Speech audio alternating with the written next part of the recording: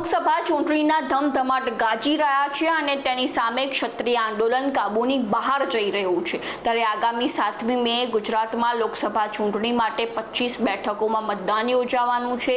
આ વચ્ચે રાજ્યમાં વડાપ્રધાન અને અન્ય કેન્દ્રીય મંત્રીઓની જાહેર સભાઓ ગોઠવાઈ રહી છે અને ગુજરાતના સ્થાપના દિવસે વડાપ્રધાન નરેન્દ્ર મોદીની જાહેર સભા ગોઠવાય તેવા અહેવાલ મળી રહ્યા છે। નમસ્કાર, ગુજરાત જો ટીવીની સાથે હું છું મિક્ષુ ઠક્કર।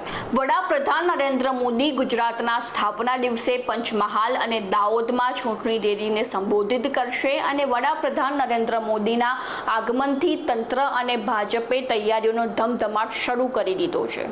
તમને જણાવી દઈએ કે કેન્દ્રીય ગૃહમંત્રી અમિત શાહ તે 27 એપ્રિલે ગુજરાતમાં પ્રચાર અર્થે આવશે અને તે દરમિયાન સૌરાષ્ટ્ર, ઉત્તર ગુજરાત, મધ્ય ગુજરાત અને દક્ષિણ ગુજરાત આ 4 ઝોનમાં સભાઓને સંબોધિત કરશે અને 29 એપ્રિલ સુધી રેલી યોજશે અને આ દરમિયાન વિવિધ સમાજના લોકો સાથે સંમેલન યોજશે।